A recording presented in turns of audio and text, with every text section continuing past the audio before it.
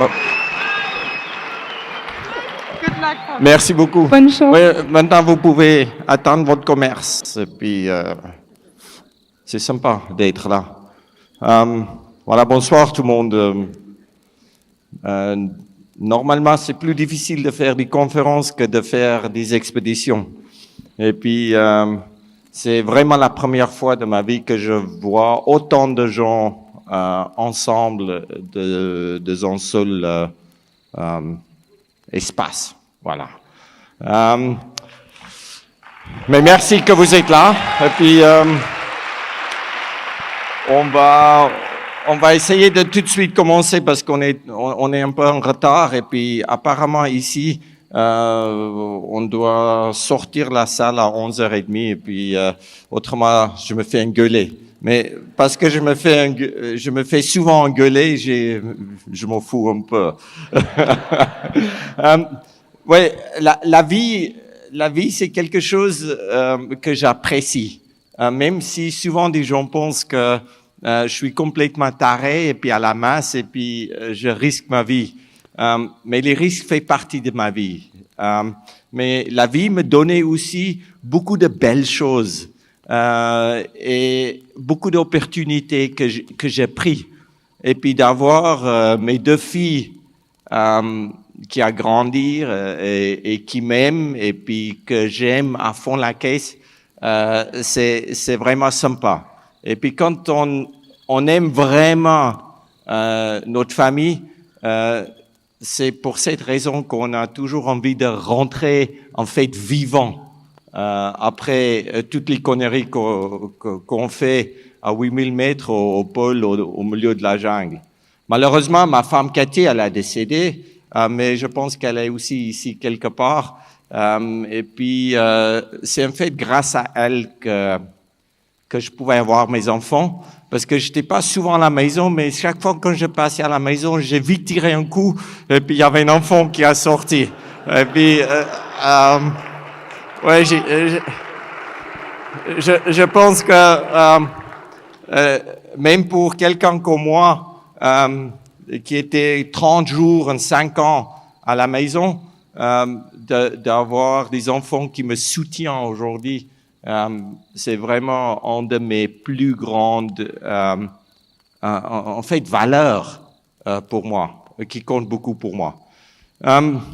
Je commence toujours de regarder si tout est bien fermé et puis que je suis en ordre. Mais aujourd'hui, je veux commencer de partager un peu ma vie en Afrique du Sud avec vous. Et puis après, en vitesse passée sur 20 ans d'exploration. Je suis né en Afrique du Sud. Il y a déjà très longtemps, il y a 53 ans bientôt. Et puis, j'ai pas compté tous mes anniversaires. Ça veut dire que pour moi, je suis toujours 35 ans. Si on compte tous nos anniversaires, c'est là où tu peux devenir vieux. Mais moi, je laisse pas rentrer du vieux monsieur de ma tête. Je le laisse à l'extérieur. Ça veut dire que dès que tu laisses rentrer en fait l'idée que tu deviens plus âgé, c'est là où en fait ta vie change. Moi, je suis pas quelqu'un qui est physiquement plus fort que quelqu'un d'autre. Je suis peut-être quelqu'un qui pense un peu différent que quelqu'un d'autre. Et je pense que tout ce qu'on fait à travers des expéditions, c'est à 100% dans la tête. Je suis pas un type qui est hyper motivé. Je suis pas un type qui pense tous les jours positif. Je suis plutôt quelqu'un qui voit la vie comme il est. Et puis quand on voit la vie comme il est, on la voit d'une manière plus réelle et réalistique. Moi, je crois pas quand je suis à moi 50 en l'intérieur de la tente et je suis en train de geler mes couilles et puis je peux même pas bouger et puis tu peux même pas manger parce que la nourriture gèle en 2 minutes une fois que tu as cuit ta bouffe. Je suis pas motivé pour sortir de la tente, pour attaquer une journée qui va faire 20 heures de long à moins 70 degrés. Il faut être complètement con de penser que tu es motivé. Et tu n'arrives pas à te motiver de sortir la tente, tout simplement parce que quand tu fais une erreur, tu meurs.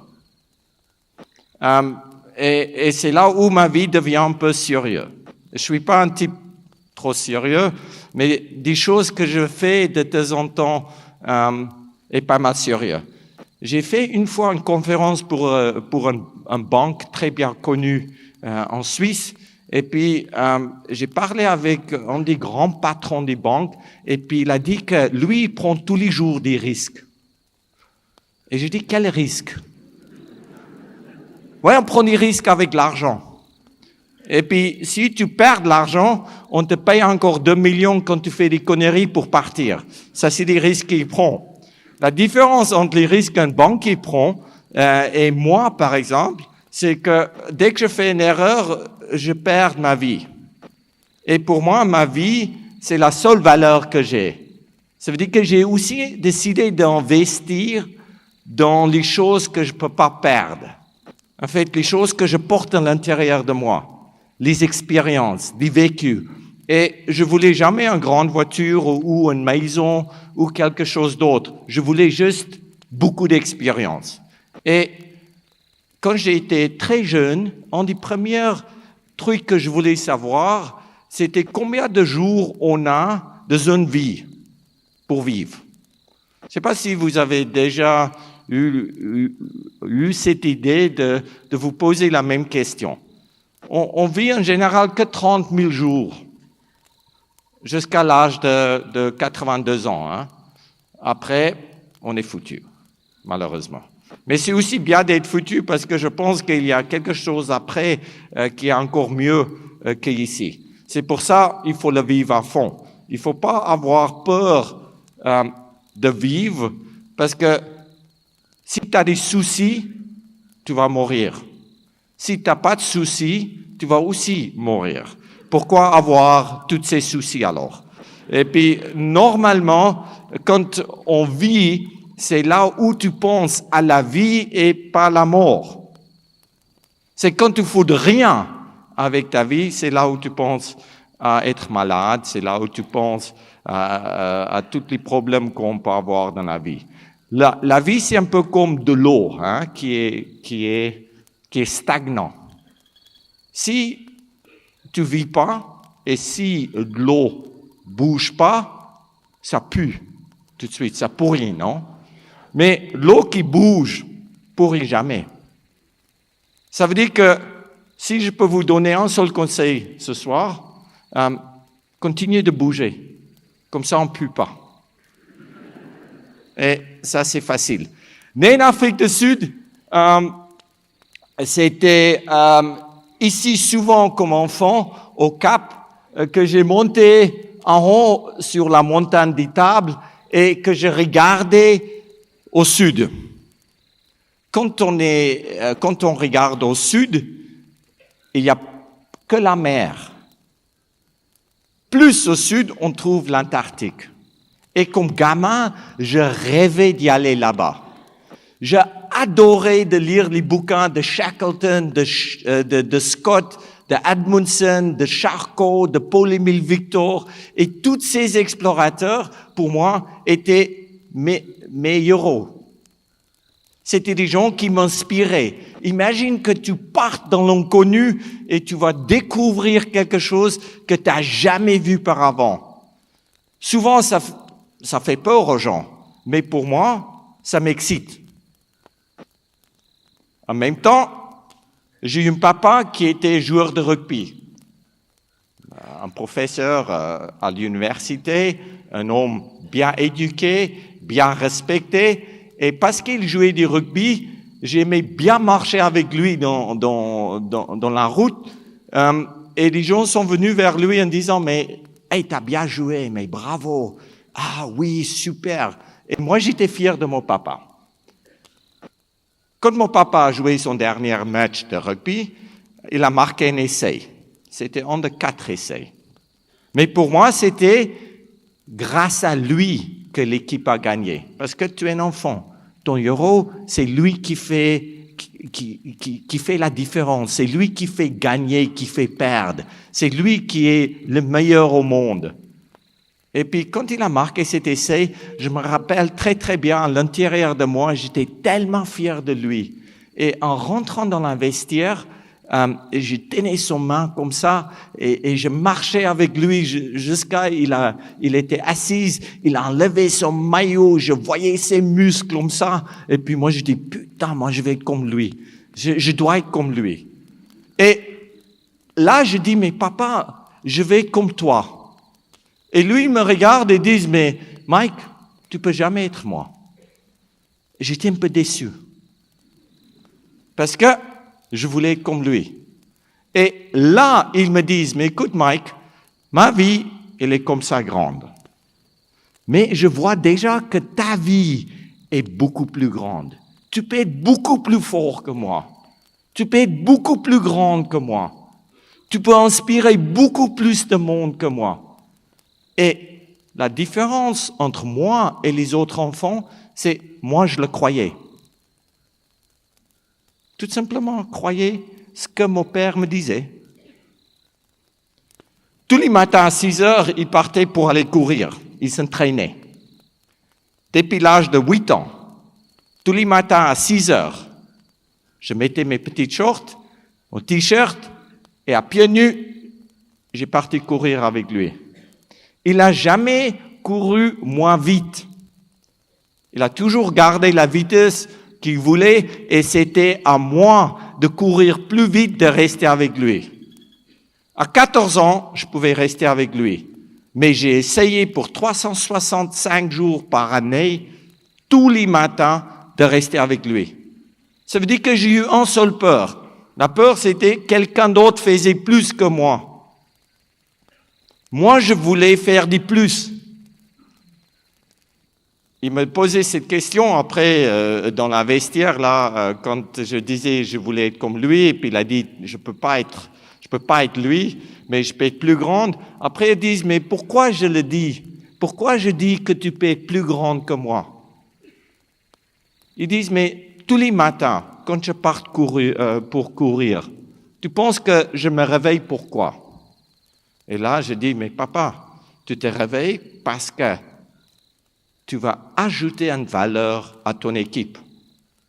Tu veux être la meilleure personne que tu es. Et tout ça, c'était déjà dans ma tête. Et puis je dis, mais toi, tu veux jouer mieux que les autres. Il me regardait vraiment aussi un peu bizarrement en pensant, mais comment la manière de penser a rentré dans la tête de mon fils qui a que 8 ans. Après, ils me regardent comme ça et ils disent, mais écoute Mike, oui, c'est la moitié. C'est que la moitié de la vérité. Oui, je veux jouer mieux. Oui, je veux ajouter une valeur. Oui, je veux être le meilleur joueur. Mais tu sais pourquoi je me réveille? Je me réveille parce que toi, tu es réveillé. Je cours parce que je sais que toi, tu vas aller courir avec moi. Je me réveille parce que toi, tu es réveillé. Et j'ai 8 ans. C'est toi qui m'inspires. Et, encore une fois, je le croyais. C'est tout.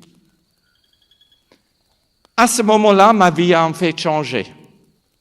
J'ai reçu une seule règle en grandissant en Afrique du Sud. Les règles, c'est à 6 heures le soir, je dois être à la maison.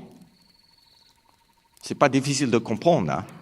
Tu peux aller où tu veux, mais 6 heures le soir, tu dois être à la casa. Jamais j'arrivais en retard. Qu'une fois, quand j'ai donné que la moitié de la vérité à mon papa. Je disais à mon papa qu'il fait week-end et je voulais aller visiter mon oncle. Mais mon papa, il a eu 2 frères. Un oncle qui habitait à 10 kilomètres et un autre oncle qui habitait à 300 kilomètres.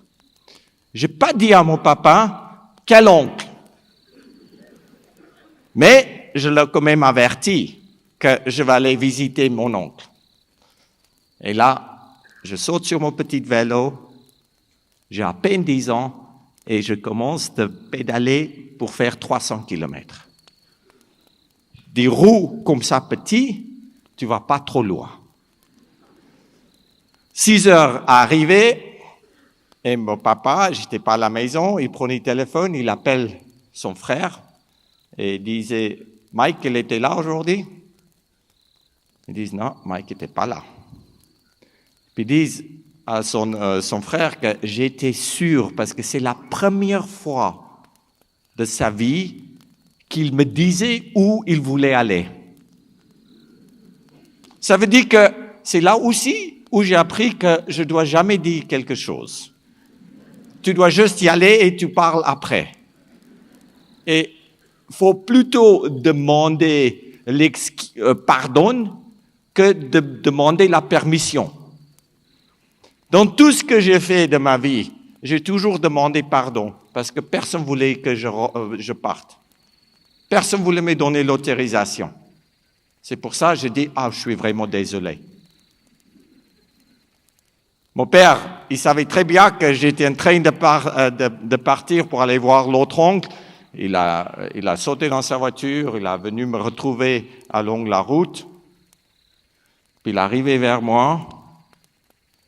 Il me regardait comme ça, il n'a rien dit. Il a pris mon vélo, il a mis mon petit vélo derrière sa voiture.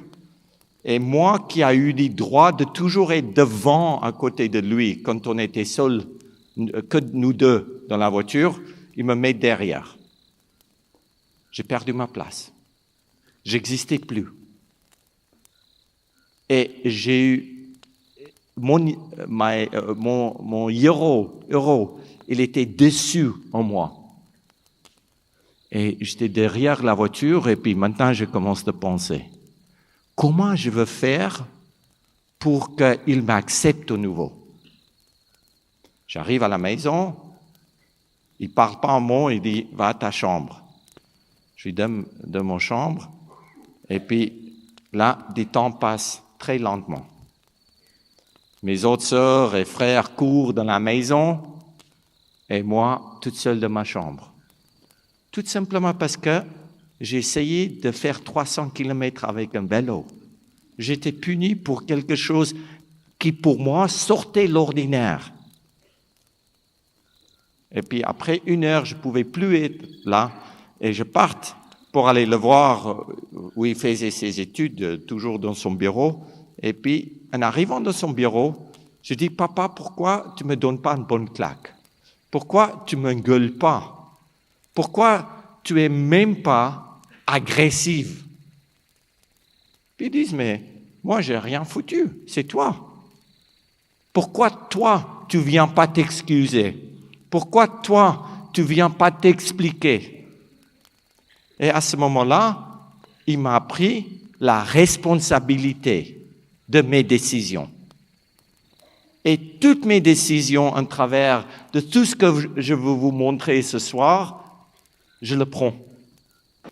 Je n'ai pas peur de mourir, mais j'ai envie de gagner. Et il y a une grande différence, en fait, dans la vie entre l'envie de gagner et la peur de perdre. Si tu as peur de perdre, il ne faut pas partir. Tu dois avoir cette envie de gagner. Et dans la vie, je vois la vie souvent un peu comme une ligne qui est tirée comme ça. Et la côté droite, c'est toutes les choses qu'on aime, toutes les choses qu'on aime à faire. Par exemple, on ne veut pas travailler beaucoup, mais on veut être payé beaucoup. Ça, c'est à droite. Côté gauche, c'est on ne veut pas travailler gratuitement et dur sans argent. Ça veut dire qu'on fait plutôt côté droite. Dans la vie, si on fait seulement des choses qu'on aime et qu'on ne commence pas à aimer des choses qu'on n'aime pas faire, on ne vit pas dans un équilibre. On ne peut pas seulement faire des choses qui sont bien. On ne peut pas seulement avoir du confort. On ne peut pas seulement avoir l'argent pour peu de travail. C'est seulement quand on peut travailler gratuitement et dur qu'on peut avoir de l'autre côté de la vie. Et là, la vie devient équilibrée. L'équilibre, c'est quelque chose qui est tellement important pour nous dans la vie que sans équilibre, on fait que de râler. Ça fait la charme de la France, oui, je sais, de râler. Mais il y a un moment qu'on doit prendre la responsabilité, honnêtement et sincèrement, de faire aussi des choses qu'on n'aime pas. Après, on peut être comme ça avec les mains. Et quand tu as fait quelque chose gratuitement, je vous promets, il y a un retour. C'est comme ça que j'ai vu ma vie. Et je ne suis pas là pour vous donner des leçons ce soir. Pas du tout. Parce que je suis un mauvais professeur. Je ne suis pas un bon exemple. Mais je vois ma vie un peu comme ça. En réalité, je suis toujours dans la merde. Toujours. Mais c'est que la profondeur qui varie de temps en temps. Des fois, ça monte jusqu'à là, et quand la merde monte jusqu'à là, voilà. Je me mets sur les orteils, les doigts de pied, et puis c'est pas très confortable, mais je respire quand même. Et ça, c'est la réalité de la vie. J'ai trop vite, trop bien gagné ma vie en Afrique du Sud, et puis c'était là où après l'école, j'étais dans la force spéciale de l'Afrique du Sud aussi. Ils sélectionnent 4000 jeunes entre l'âge de 18 à 22 ans. Chaque année, 4000 jeunes qui ont commencé à faire des tests psychologiques depuis l'âge de 16 ans et sélectionnés pour aller pour faire leur service militaire obligatoire. Et puis moi, j'étais un des 4000 qui étaient sélectionnés. Après 4 mois de formation, il y a 400 qui restent des 4000. Après, 4 mois plus tard, maintenant c'est 8 mois d'entraînement, il y a 40 qui restent. Après 4 mois plus tard, maintenant c'est après 12 mois d'entraînement, il n'y a que 4 blaireaux qui restent. Et moi, j'étais un des 4 blaireaux, par exemple. Et là, mon papa arrive vers moi et puis il me dit, tu sais Mike, tu dois maintenant arrêter. Tu ne peux pas aller partir pour faire la guerre. Je dis, mais ça va ou bien? Comment tu peux me dire maintenant, après tout l'effort que j'ai fait, que j'ai pas droit d'y aller faire la guerre? J'étais formé, j'étais entraîné, je me battu pour aller de devenir handicap. Et maintenant, tu viens, tu veux me dire que tu n'as pas le droit d'y aller. Tu n'as jamais dit que j'ai pas de droit. Et en plus aussi, j'ai 18 ans et je peux décider pour moi. Et mon père me regarde comme ça et puis il dit, mais Mike, je meurs en 3 mois. Je veux pas que tu meurs maintenant. 3 mois plus tard, mon père était mort. J'ai 18 ans. Perdu. Complètement. Je rentre à la maison, je reste à la maison, on a enterré mon papa, et puis j'ai une sœur qui était plus âgée, un frère qui est plus jeune, et puis une sœur. J'étais un de 4 enfants. Mon frère, il a eu 12 ans, ma sœur 16 ans, moi 18 ans, et puis ma sœur aînée a eu 20 ans. Je suis à la maison comme ça, je bouge pas. La vie est pas juste. La vie, je l'aime plus. Puis c'est là où ma maman arrive vers moi, vraiment 4 jours après la mort de mon papa, et puis elle dit, Mike, toi tu n'es pas heureux. Tu dois retourner dans la force spéciale. Parte pour aller faire la guerre si tu veux. Et ma mère, qui vient de perdre son mari, qu'elle aimait tellement, me donnait la liberté de partir en Angola pour faire la guerre. Après 2 ans en Angola, j'étais le seul qui a rentré les 4. Pourquoi les autres sont morts et pourquoi moi j'ai rentré vivant? Je me pose souvent ces questions. Je pense que la différence, c'était dans la manière qu'on pensait. Parce que les autres sont partis pour tuer les gens, pour aller vraiment faire la guerre. Moi, je suis parti pour rester vivant.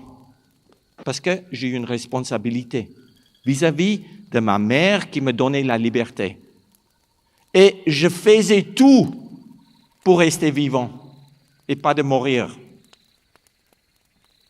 Et c'est là où j'ai compris que la manière qu'on pense dans la vie détermine les résultats de notre vie. C'est sûr que j'ai beaucoup de chance, mais la chance, il faut le provoquer. Je pense chacun de nous, dans notre vie, on a, comme je dis souvent, on a notre propre montagne à gravir. On a notre propre problème. Les maladies, oui. Sans argent, oui. Quand j'ai quitté l'Afrique du Sud, j'arrivais en Suisse et j'ai eu que 40 balles de ma poche. Mais j'ai eu 2 choses qui étaient importantes. Une bonne attitude et puis je mettais l'énergie dans tout ce que je faisais. En plus, ma maman me donnait 2 choses. Mon maman et papa, quand mon papa était vivant. Ils ont me donné une bonne base, une base très solide. Et puis après, ils ont me donné les ailes. Et avec les ailes, tu peux aller partout où tu veux. Même quand tu brûles tes ailes, tu peux revenir à la maison parce que tu as une base qui est solide. Ils sont là pour toi. C'est pour ça que c'est juste facile pour moi d'y aller, de faire des conneries que les autres ne veulent pas faire. C'est pas parce que je risque ma vie. Comme mon papa a dit que tu es qui tu es.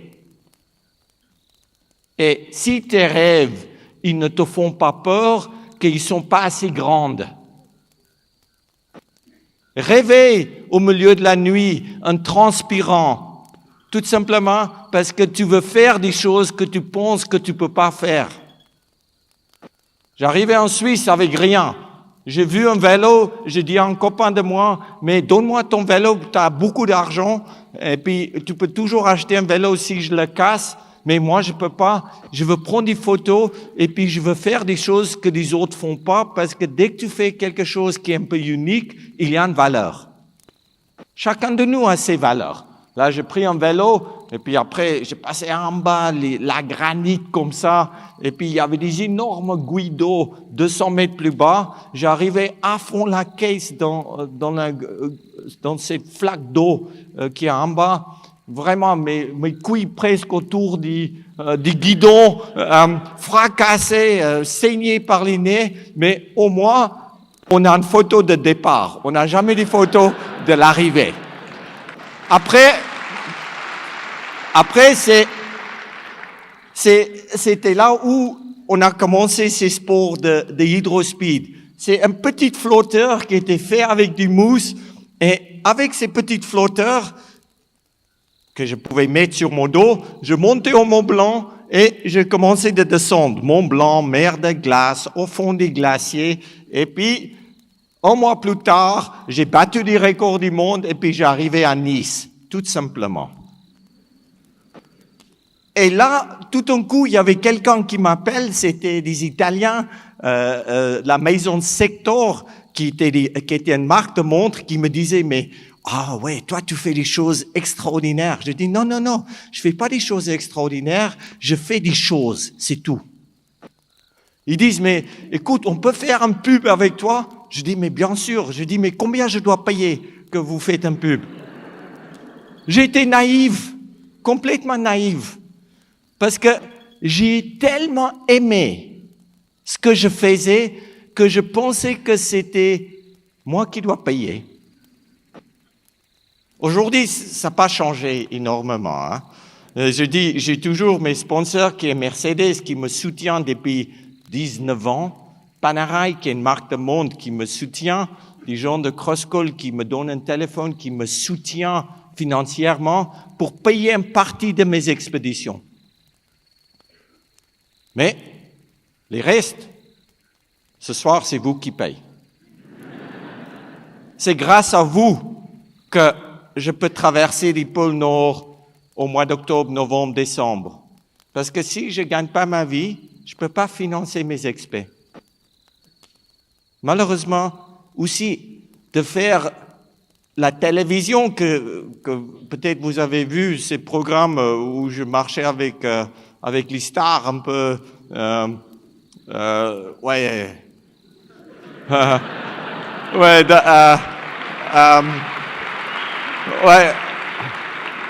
et puis, ouais, mais quand tu vois Adriana Carambeu et puis Chaim et tout ça, c'est pas aussi moche que ça. C'est 10 fois mieux que les paysages, ouais, qui est un peu chiante.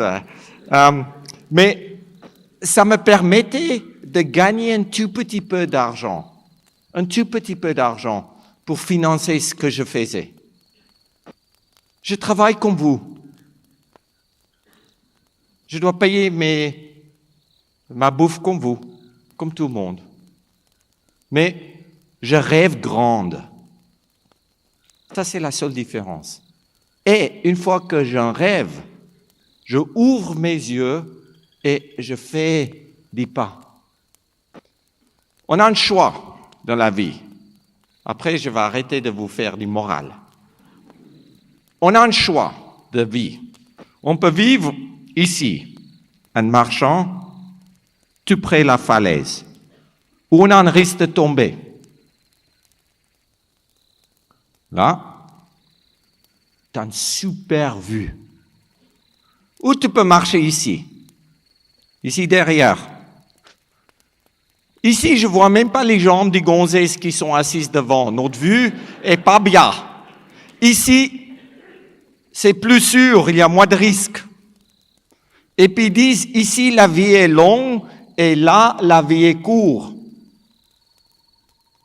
On peut choisir, c'est pas une vie qui est mieux que l'autre. Mais moi, j'ai choisi de marcher ici, là. Parce que je veux vivre intensement. Intense. C'est juste, je sais pas si le mot est juste. Mais I want to live intensively. C'est ici où je sens vivant, pas là. Mais ça, c'est aussi bien. Les choix de vie qu'on fait, on peut toujours changer. Et au fur et à mesure qu'on vieillit, c'est là où tu vois des choses un peu plus réelles. Et les Américains, ils veulent toujours qu'on voit, quand tu as un verre d'eau, hein, et puis tu as ça d'eau au fond du verre, et puis le verre est presque vide. Les Américains disent que le verre est moitié plein. C'est comme ça, ils sont aussi foutus qu'ils sont un peu. Mais quand tu dis il y a ça d'eau dans la verre, il n'est pas moitié plein. Il est moitié vide. Pourquoi penser positif? C'est là où tu dois travailler positif pour ajouter de l'eau qu'il est moitié plein. De voir la vie comme il est et réel, c'est la meilleure chose. Si tu dois vraiment te motiver, comme je disais tout à l'heure, pour aller travailler, plutôt changer de travail. Pourquoi se motiver pour un truc que tu n'aimes pas? Je sais, ce n'est pas aussi facile. Je sais qu'on a des choses à faire. Je sais qu'il y a des choses à payer. Je sais qu'on a des enfants. Moi aussi. Mais quand on arrive de faire des choses qui nous rendent heureux, c'est là où on vit une vie qui est équilibrée. Une fois que j'ai descendu la plus profonde canyon du monde, c'est là où, juste un jour complètement bourré dans un restaurant avec un pote de moi, il a dit, mais toi, tu as battu des records pour la plus haute cascade du monde. Ouais, tu as descendu Mont Blanc jusqu'à Nice. Et puis, mais t'as jamais nagé la plus longue rivière du monde? Je dis, jamais, oui, mais peut-être je peux. Ils disent, mais tu vas jamais le faire. Et puis, il me paraissait 5 francs suisses. Et pour 5 francs suisses, j'ai commencé avec 7000 kilomètres de nage en 6 mois. Que pour 5 balles. Et ces 5 francs suisses, c'était ma motivation. D'abord, tu dois commencer avec 600 kilomètres à pied.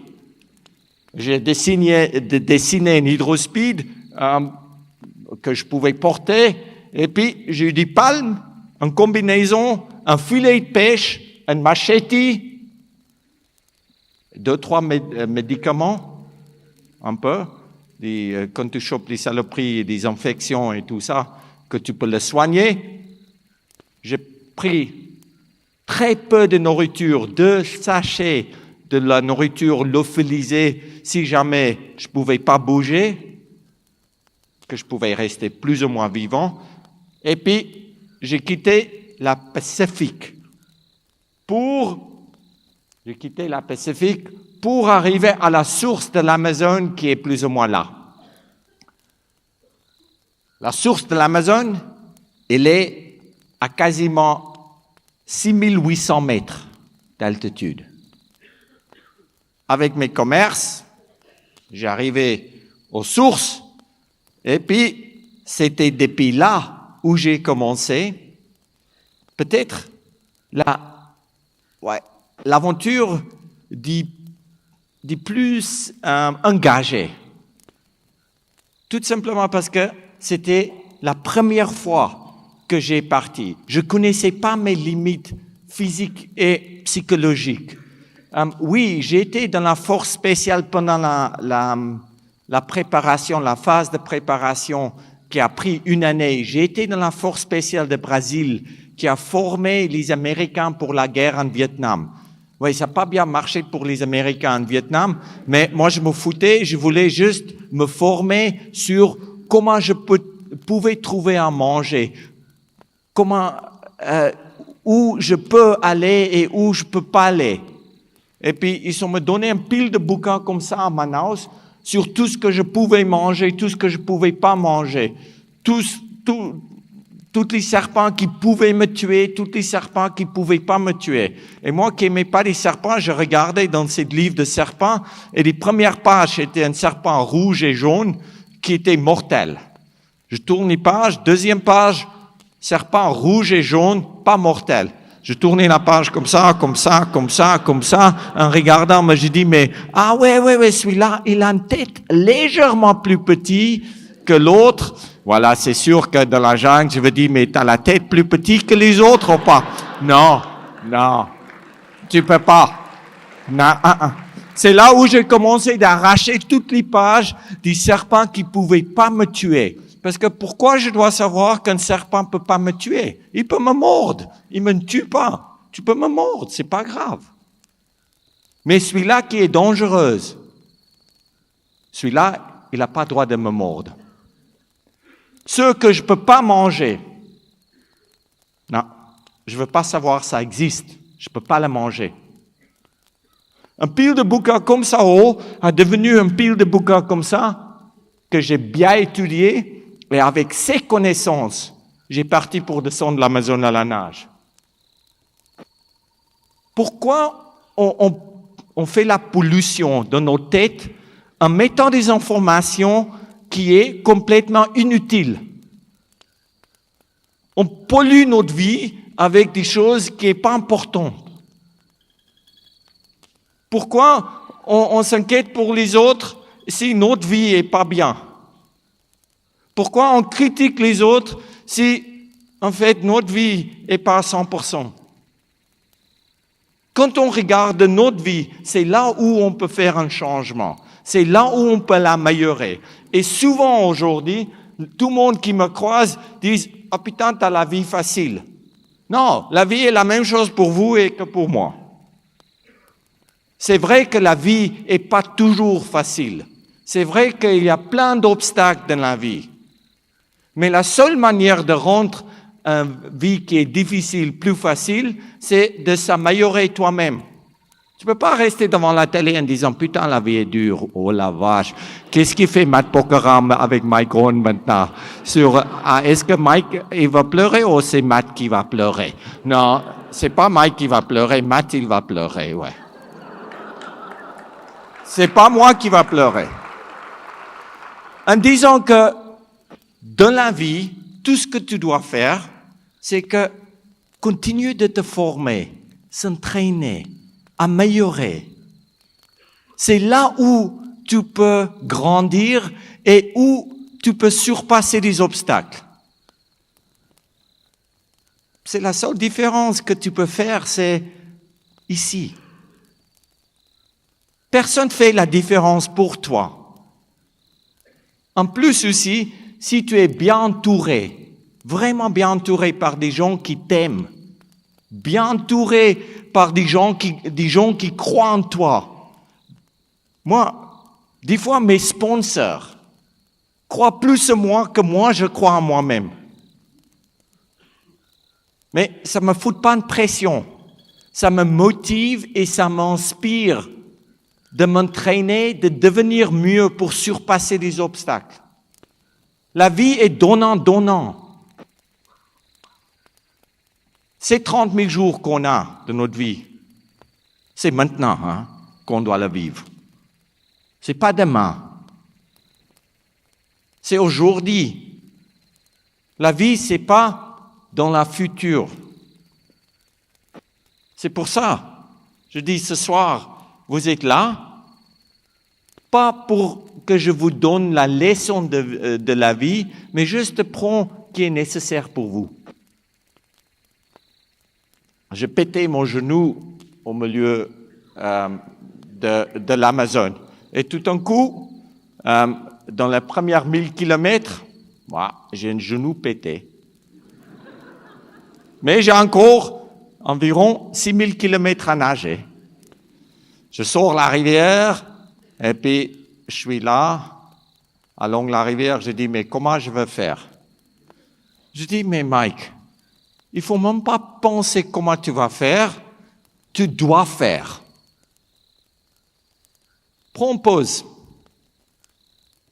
Mets ton jambe en haut. Attache bien ton genou. Après, tu vas dans l'eau et tu nages jusqu'au prochain village qui est à 600 kilomètres. Et puis, depuis là, tu peux sortir pour aller voir des médecins. 4 jours plus tard, je rentre dans la rivière. J'ai mis du bois, bien attaché avec la corde autour de mon genou. Je rentre dans la rivière, ça fait tellement mal. Je nage un peu d'épilange comme ça, et plus comme ça avec mon genou. Je nageais pas comme ça, mais plus depuis là-bas. Et ça faisait mal. Le 4e jour, ça faisait moins mal. 2 semaines plus tard, j'étais nickel. 1 mois plus tard, j'arrive au village où je dois sortir. Et puis, je dis, mais pourquoi je veux sortir? Tout ce que je dois faire maintenant, c'est nager encore 5500 kilomètres. Et j'arrive à la fin. Honnêtement et sincèrement, j'ai nagé 5500 kilomètres complètement avec un genou qui était figé, comme tu dis, il ne bougeait plus, comme ça.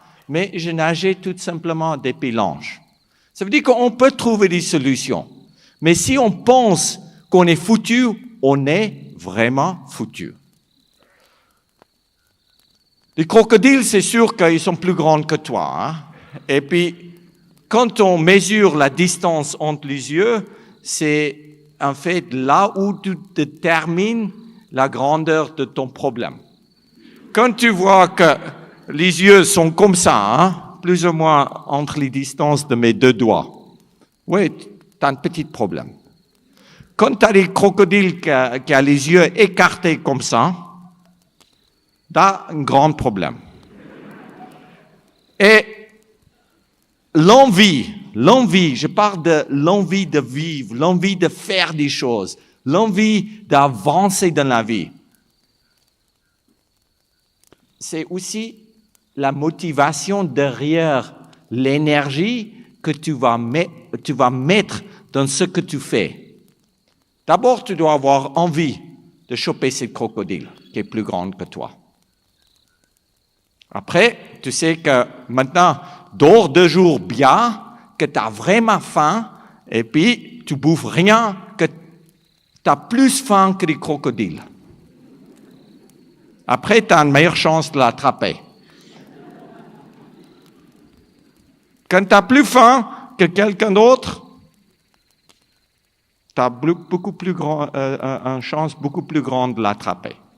C'est là où, si les yeux sont comme ça, je m'en fous, j'ai faim. Et en fait, la vie pour moi, c'est vraiment ça. Si tu as faim de faire quelque chose, si tu as cette envie de faire quelque chose, pourquoi pas essayer? Si les crocodiles te bouffent, c'est pas grave, parce que tu vas pas savoir. Tu es foutu de toute façon. Mais si toi, tu attrapes les crocodiles, tu fais un feston d'enfer. Tu manges bien pour la prochaine 2 semaines. Mais il faut avoir envie de le faire. J'ai honnêtement et sincèrement jamais commencé quelque chose de ma vie où je pensais pas que j'ai eu la chance de le finir. Si je pense que je peux pas le faire, je pars pas. C'est seulement quand j'ai dit que j'ai une bonne chance de le faire que je parte pour faire mes expéditions. Après 6 mois à la nage, j'arrivais dans l'embouchure de l'Amazone. L'embouchure de l'Amazone fait 321 km de large. La dernière 2 semaines, je n'ai pas vu la terre. La seule manière que je savais que j'étais dans la mer et plus dans la rivière, c'était quand j'ai goûté de l'eau. Quand l'eau est devenue salée, sel dans la bouche, je savais que maintenant, voilà, c'est fini. C'est aussi là où tu as cette joie, cet accomplissement, non? Que tu as arrivé de faire quelque chose pour toi qui t'enrichit, pour toi qui ajoute cette valeur que j'ai parlé tout à l'heure, des valeurs qu'on ne peut pas perdre, qu'on porte dans notre cœur. Cette valeur, on peut l'utiliser plus tard dans notre vie. Ouais, j'ai goûté de l'eau, l'eau était salée. J'ai pris en nouveau de l'eau était salée. Et puis là, je dis merde, maintenant je dois nager 2 semaines et demie pour aller sur la berge. Il y a plus que 150 kilomètres que je dois nager maintenant. Nager juste pour arriver sur la berge, après 2 semaines à travers la forêt et la jungle pour arriver à Belém de Pará. Je disais, mais oh la vache, je pensais que quand j'arrive ici, c'est fini. Mais non, c'est là où ça commence. Jamais penser que c'est fini. La vie continue. Et dès qu'on fait des choses début à la fin,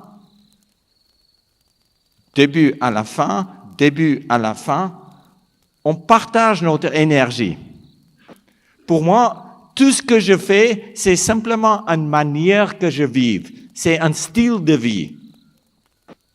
Si je parte la semaine prochaine pour aller faire des cadeaux, je ne veux pas faire des cadeaux, je veux juste partir de la Suisse. Après, je veux sauter sur mon bateau qui est aux Philippines. Je veux monter dans les droites de Bering. Après, je veux laisser mon bateau en Alaska. Après, je vais aller grimper des K2. Et puis après, je veux retourner sur mon bateau en Alaska. Après, je veux traverser les pôles Nord. Et au mois de novembre, je rentre. C'est pas des choses différentes. C'est juste un style de vie. Quand on rentre dans ce style de vie, qui est une vie d'aventure, même quand on est médecin, banquier, postier, je sais pas quoi d'autres métiers il y a, plein d'autres, ça doit être juste votre style de vivre. On doit faire des choses qui nous rendent heureux. Après la descente de l'Amazone, ça a pris 2 semaines, comme je disais, pour nager jusqu'à la berge. Et c'était là où j'ai eu du temps de réfléchir. Et puis c'était là où je dis, mais maintenant il faut essayer de marcher 20 000 kilomètres depuis Hammerfest jusqu'à là, et puis après 20 000 kilomètres autour du monde jusqu'à là. Mais le seul problème, c'est que il fait légèrement plus froid que dans la jungle. Et puis, avant de partir, j'ai dessiné tous mes vêtements, la luge, les skis et tout ça.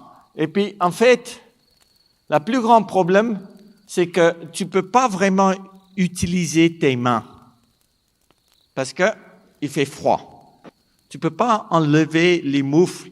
À moins 50, oui, tu peux encore. À moins 50, c'est pas trop froid. Moins 60, il commence à faire un tout petit peu frais. Et puis à moins 70, là, tu dois commencer à faire un peu attention. Parce que les peaux exposées gèlent à moins que 2 minutes. Maintenant, avec ça dans ma tête, je pensais qu'il va faire tout le temps moins 70. Mais il fait jamais tout le temps moins 70. C'est très rare. Avec Haider, c'était une marque de vêtements qui était à Annecy.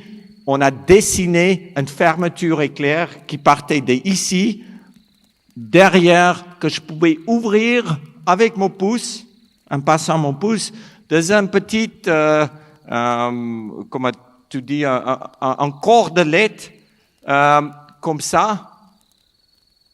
Je passe mon pouce dedans et puis tout ce que je fais, je tire comme ça. Je n'ai pas besoin d'essayer de choper ces petites fermetures éclairs avec mes mains. Ça a pris 2 mois de développer cette fermeture pour juste faire pipi dehors. Parce que quand tu marches sur la glace et tu as bu un peu, c'est sûr que il faut faire pipi, non? Pour faire ton numéro 2, pour poser une pêche, c'est à l'intérieur de la tente. Ça ne se passe pas à l'extérieur. Quand il fait moins 40 et tu vas essayer de poser une pêche dehors, tu peux sortir que, honnêtement, moins 40, tu peux sortir 40%. Moins 50, c'est 30%. Moins 60, c'est que 10%. Ça veut dire que ça ne vaut pas la peine d'exposer les fesses aux températures aussi froides. Pour faire pipi, j'ai une fermeture éclair qui est grande pour que je peux rentrer avec mes moufles là pour choper ma petite machin qui est qui est là-dedans. Et puis, en fait, comme je disais, 2 mois de préparation, 2 mois de recherche. Et puis la première fois, j'étais beau excité parce que maintenant je veux faire pipi, je chope mon doigt dans cette petite cordelette comme ça, je ouvre, ça marche très bien, je mets mes moufles là-dedans et puis je trouve pas ce machin parce qu'il fait tellement froid que ça sortait de l'autre côté. Toute la recherche pour rien. Tout le développement pour rien.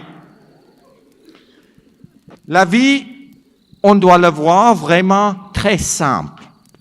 Dès qu'on commence à compliquer les choses dans la vie, c'est là où la vie devient difficile. Si on vit dans notre moyen et on a un problème, c'est beaucoup plus facile de réparer notre vie. C'est pour ça que je vis tout simplement vraiment dans mes moyens. Quand tu dois mettre la tente dans les vents énormes et forts, et puis tu perds ta tente, tu sais que tu perds ta vie, c'est là où tu dois être préparé, c'est là où tu dois avoir l'entraînement et l'expérience. C'est là où tu repousses tes limites, c'est là où tu sors de ton zone de confort. Et puis, comme je dis souvent, c'est que c'est pas confortable mais on a ce sentiment d'être vivant. Après 2 ans et 3 mois de marche, j'arrivais dans ce petit village au nord de la Russie. C'était un ancien goulag. Et puis cette goulag était abandonnée. Maintenant, quand la perestroïka et le communisme a arrêté, ils ont évacué tous les prisonniers qui étaient là-dedans. Mais, du jour, quand les militaires sont venus, cet monsieur-là, Vassia, ou Vassilia, il était à la chasse. Les hélicos atterrirent, tous les prisonniers sont mis dans les hélicos, et les hélicos décollent. Et puis cet monsieur l'a resté. 16 ans plus tard, moi je suis le premier qui arrive dans ce village abandonné, et je trouve cet monsieur-là. 16 ans, il était seul. Et moi, je pensais que ma vie était difficile. Non, j'ai marché que 2 ans. 16 ans. Et des fois, quand on regarde en fait la vie des autres, c'est là où on réalise en fait que, ma foi, notre vie est pas aussi mal que ça. Si on est qui on est, c'est la chose la plus facile d'être. Si on veut être comme les autres, c'est là où la vie est difficile. C'est là où on doit presque jouer un rôle. Et c'est là où notre vie devient un peu compliquée. Après 2 ans et 3 mois, c'est là où je suis venu du premier homme qui a fait un tour du monde en suivant le cercle arctique polaire. Et puis, c'était vraiment bien de voir qu'en 2 ans, les enfants changent vite. J'étais loin 2 ans et 3 mois. Et en arrivant là-bas au Cap Horn, et j'ai vu ma femme et mes filles, je savais pourquoi je me battais tous les jours pour rester vivant. C'est pas parce que j'aimais pas ma famille que j'ai parti de la maison. C'est parce que j'aimais ma famille que je voulais rentrer à la maison. Et quand on a cet amour, comme je disais tout à l'heure, c'est un vrai amour. Ça nous donne une raison d'être. Après ces petites expéditions autour du monde sur la cercle arctique polaire, j'ai décidé de compliquer un peu ma vie et d'y aller au pôle Nord de nuit. Pôle Nord de nuit, c'est pas trop difficile parce que, en fait, la route, c'est juste depuis là jusqu'à là. Mais là, tu marches en fait sur la glace qui bouge, la glace qui est posée sur la mer. Avant, la cercle arctique polaire, comme je vous ai expliqué tout à l'heure, j'ai fait ça. Ça m'a donné l'expérience, tout simplement pour faire ça. Maintenant, quand tu as froid, tu as des orteils comme ça. Et quand tu es comme ça, oui, avant vous dégueulez, j'ai vite changé les photos. L'avantage, c'est que tu peux couper tes orteils et tu peux le bouffer aussi si tu as vraiment faim. Il n'y a pas vraiment beaucoup de calories, il y a environ 3 calories dans un orteil. Ça veut dire que ça ne va pas te garder en vie très très longtemps. Il faut plutôt essayer de le garder vivant que de le bouffer, même si tu as vraiment faim. Mais ce qui est intéressant, c'est que, juste pour rapidement vous montrer, ça c'est le plus grand problème qu'on a. C'est quand on est exposé tout le temps au froid de l'extrême, parce qu'on a toujours les pieds sur la glace, c'est là où tu peux avoir des gelures. Pour qu'on baisse la température du corps, on se mettra cul nu dehors. On baisse la température du corps par 1 seul degré, et on commence à avoir des frissons. Ça, c'est Børge Ousland. Børge Ousland, c'était norvégien. C'est norvégien.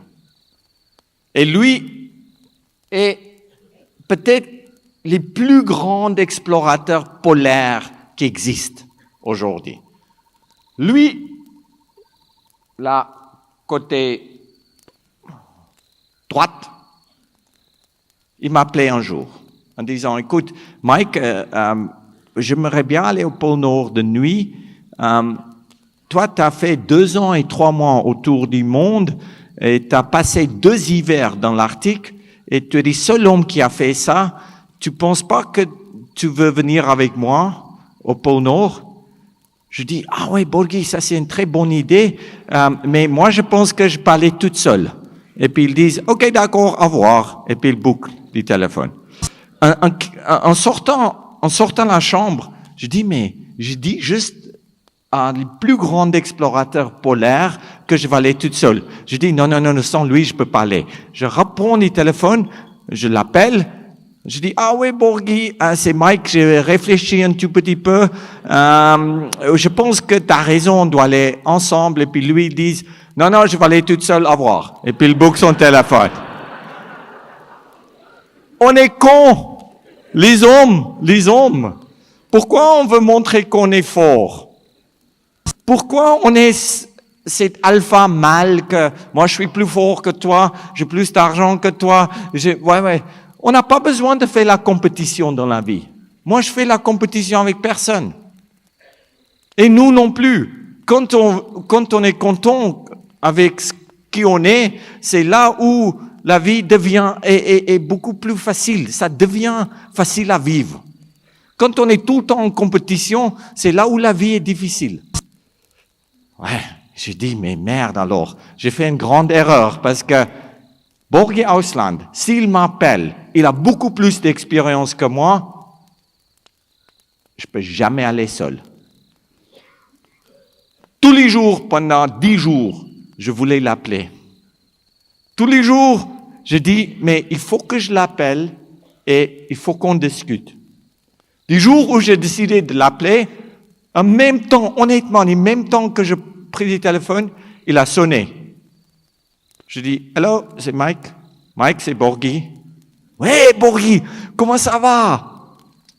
Ouais, je veux pas beaucoup parler, mais je pense que on doit aller ensemble. Toi, tu prépares ton expédition, moi je prépare mon expédition et on se voit décembre 1er à Moscou.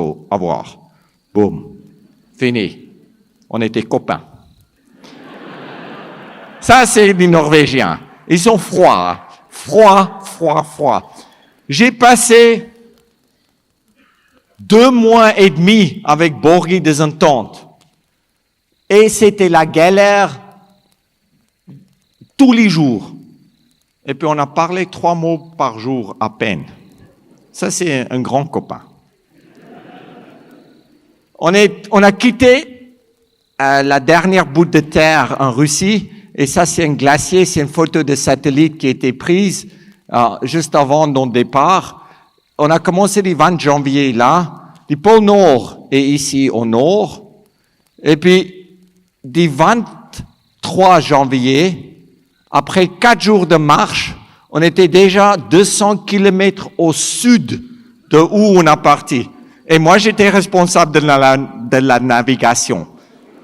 C'est pas parce que j'étais complètement bourré qu'on a reculé.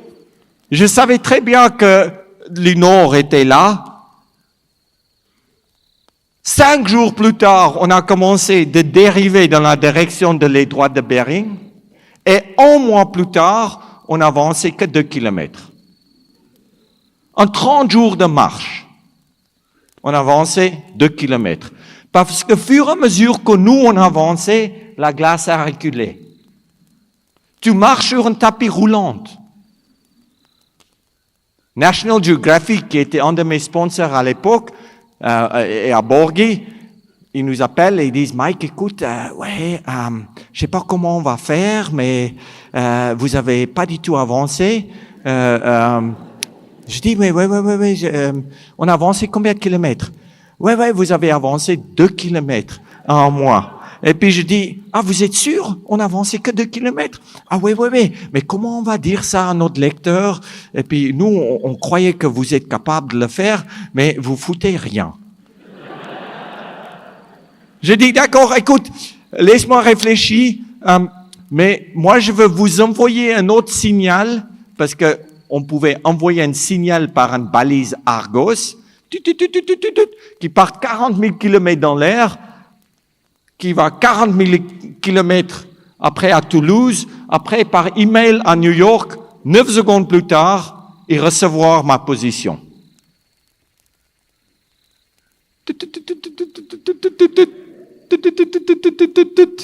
Email, ping, ping, ping, travers l'Atlantique.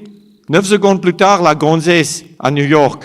Elle a notre position, elle m'appelle. Elle dit, Mike, je suis vraiment désolé. T'as pas avancé 2 kilomètres, t'as avancé que 1,8 kilomètres. Je dis, exactement. Dans ces 9 secondes, on a reculé 200 mètres. Ça, c'est la dérive. Et si tous les jours, on sortait pas la tente, et puis on se battait pas tous les jours pour avancer, on était à moins 502 kilomètres. Faut pas me dire que j'ai pas travaillé. J'ai marché déjà 500 kilomètres. Et puis là, elles disent, mais je suis vraiment désolé. Pourquoi on n'a pas avancé? Tout simplement parce que la glace bougeait tellement vite qu'un morceau glissait sur l'autre. On pouvait même pas mettre nos tentes pour dormir. Il faisait tellement nuit qu'on voyait même pas la luge derrière nous. La glace était tellement fracassée qu'on sautait d'un morceau à l'autre. Et si Borghi sautait sur ce morceau et moi sur l'autre morceau, on dérivait et puis on se voyait plus jamais.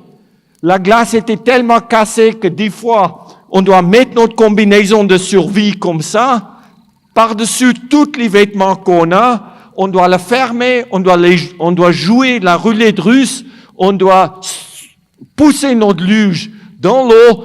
À moins 40, tu dois sauter dans l'eau et tu dois nager en espérant que tu vas trouver la glace de l'autre côté. Faut pas me dire que j'ai pas travaillé.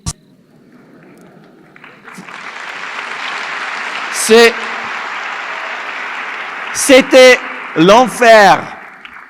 Et c'est justement là où tu dois rester calme.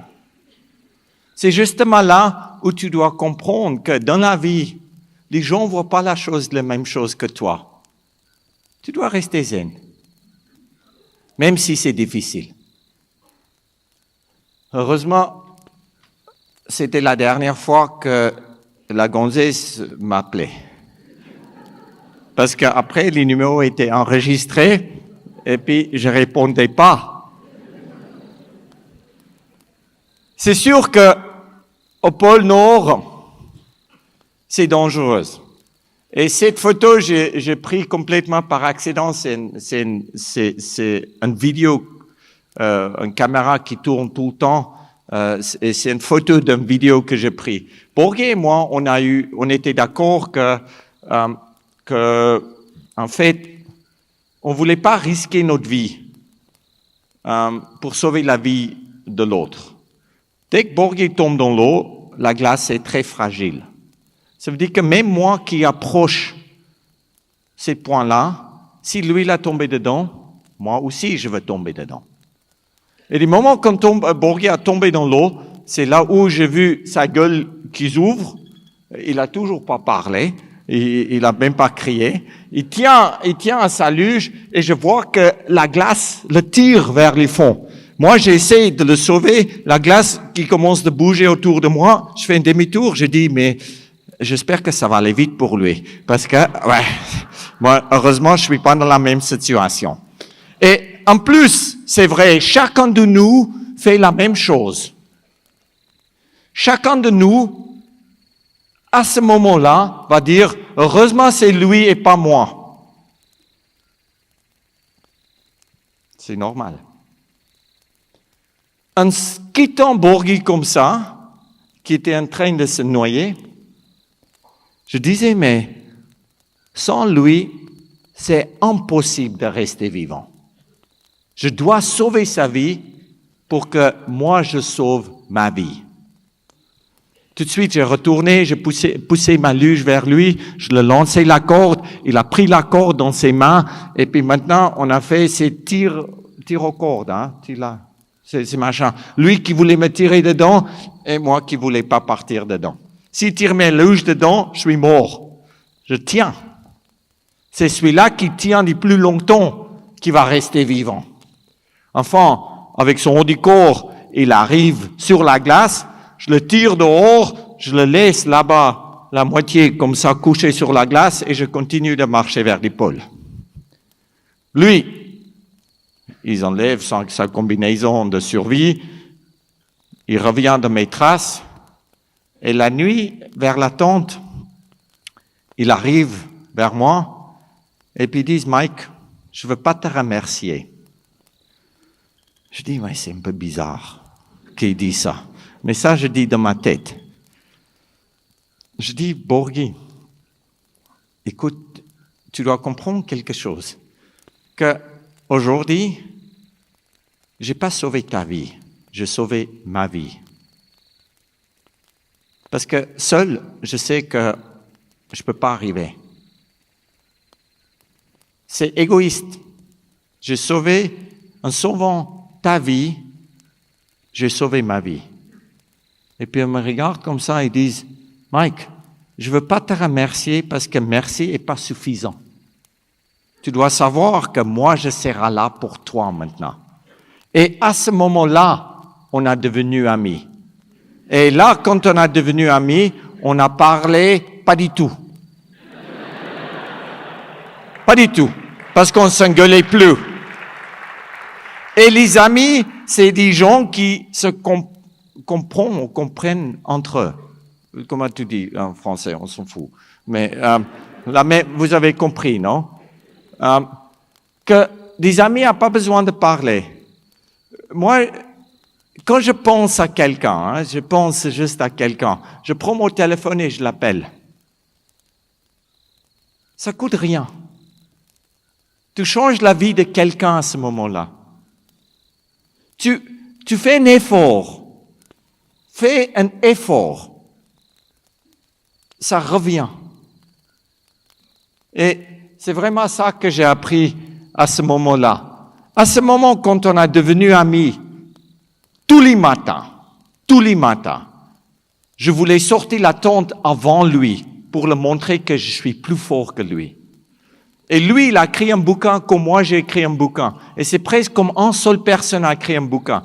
Il a dit dans ce bouquin, je détestais que Mike sortait la tente avant moi parce que je voulais montrer que je suis plus fort que lui, mais lui, il était plus fort que moi à ces jours-là. Ça veut dire que cette compétition naturelle entre nous a fait avancer l'expédition. Oui, on a perdu un mois où on a avancé que 2 kilomètres. Mais on a continué d'avancer. Et il y avait la glace, oui. Il y avait de l'eau, oui. Mais il y avait aussi les ours polaires. Ça, c'est 2 traces d'ours avec un peu de urine au milieu. Maintenant, ça, c'est une femelle, parce que les mâles, ils font pipi comme ça. Et les femelles, ils font normalement comme ça, entre les pattes arrière. Je n'ai pas besoin de voir l'ours de savoir qui c'est un mâle ou une femelle.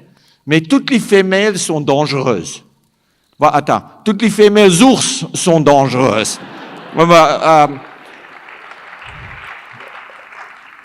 Tout simplement parce que aujourd'hui, les mâles tuent les des oursons pour tout simplement, piner la femelle qui garde ses oursons pendant 3 ans.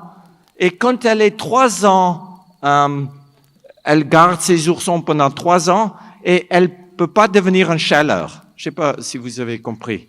Il y a tellement peu de femelles qui nous restent, malheureusement à cause de la réchauffement de notre planète et des changements dans le climat, mais on n'est pas là pour parler de ça ce soir, que les mâles tuent les femelles, qui retombent en chaleur. Non, les mâles tuent des oursons qu'il peut piner la femelle, comment tu dis, mate, ouais, vous avez compris, je pense, ouais.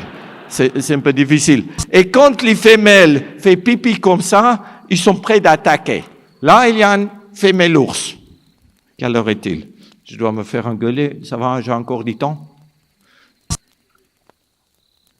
Là, il y a une femelle qui m'approche. Quand une femelle se met sur ses pattes arrière, les jambes en l'air, les oreilles ouvertes comme ça, la bouche grande ouverte, et elle gueule fort.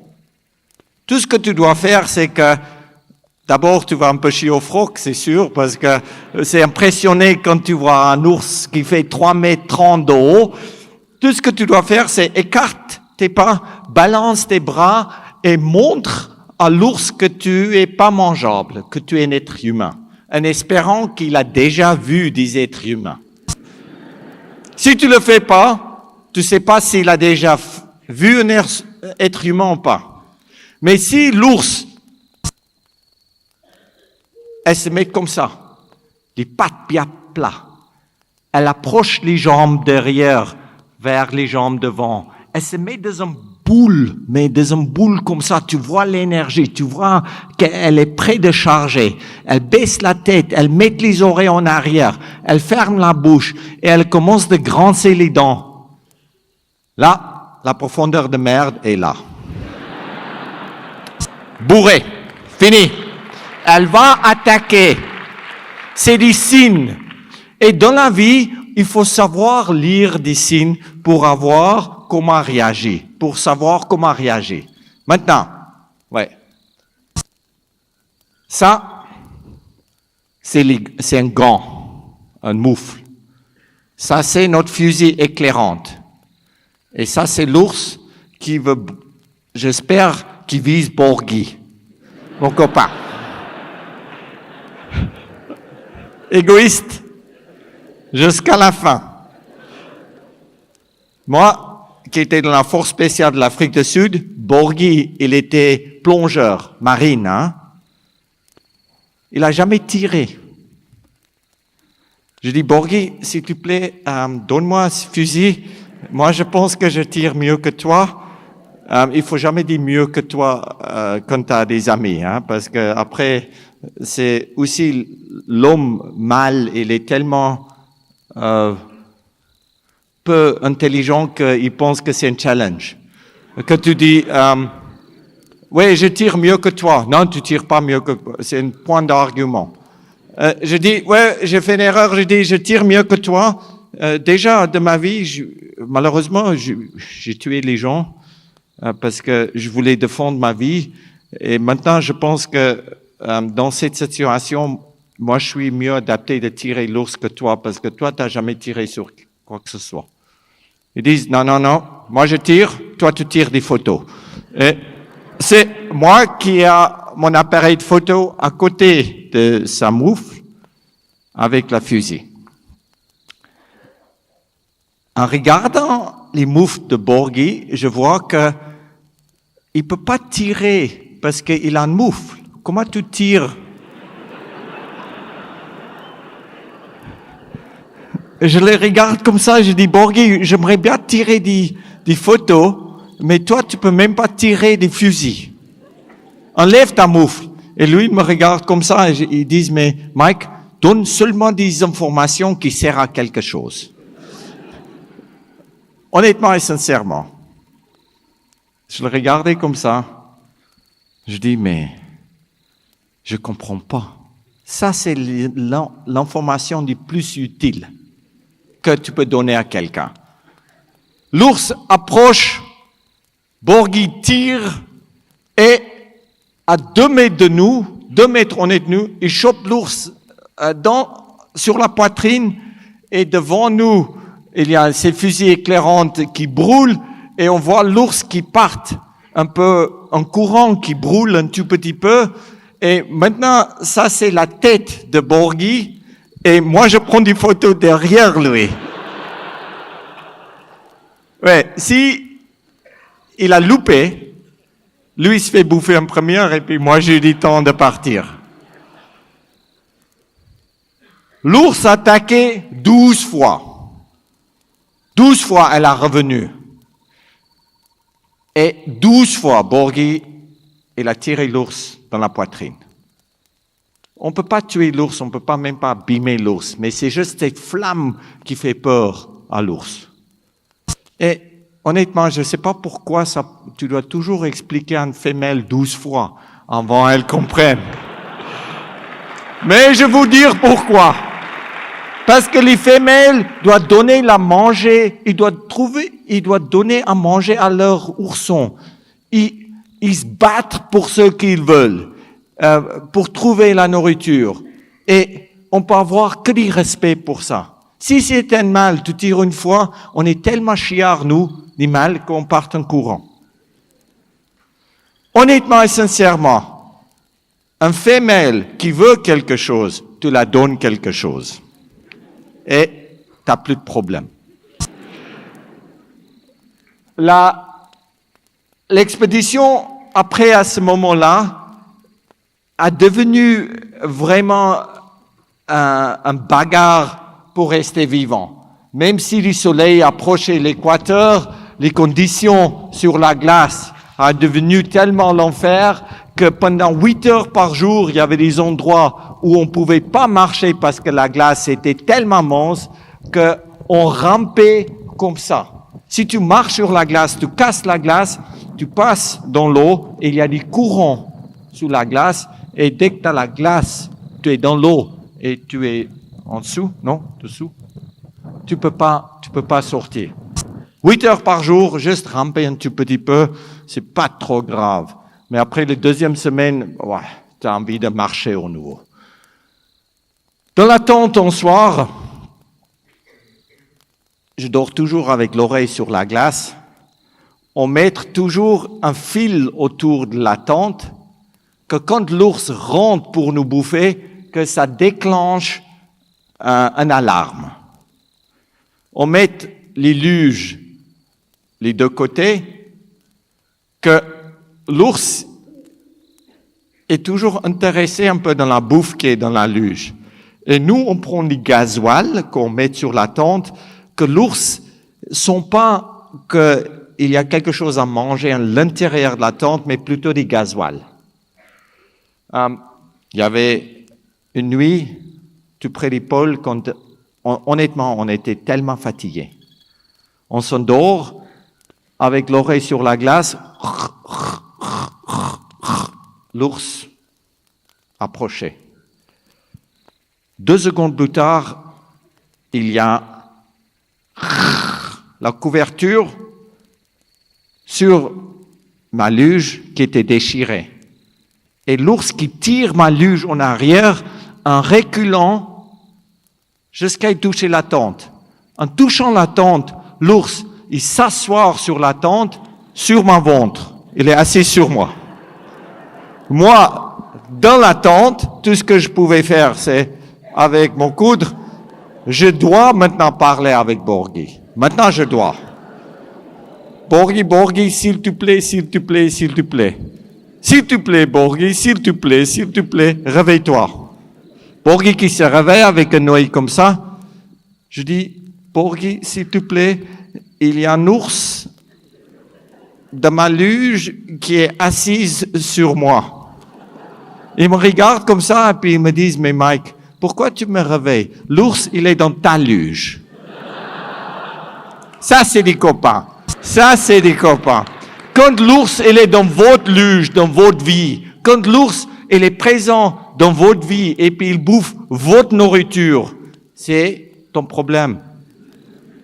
Résout tes problèmes. Là, je dis à Borghi, donne-moi, s'il te plaît, cette fusée éclairante, que je peux sortir de là. Borghi donnait des fusées éclairantes, et moi, j'arrive de sortir, j'ouvre la fermeture éclair, je tire un seul coup, heureusement c'était mal, il a tout de suite compris, et puis là, il a parti.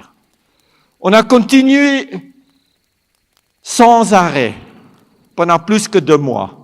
Gentiment, on a eu de moins en moins de calories et de moins en moins d'énergie. C'est là où la glace, on peut utiliser la glace vraiment comme quelque chose qui réchauffe. Hein. Quand il fait moins 40, la glace est toujours à moins 18 et la glace est plus chaude que moins 40 et tu utilises la glace pour réchauffer ton nez.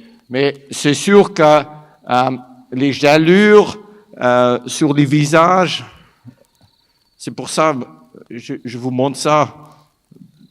Je suis né moche, mais là, je suis presque devenu plus belle avec les gelures.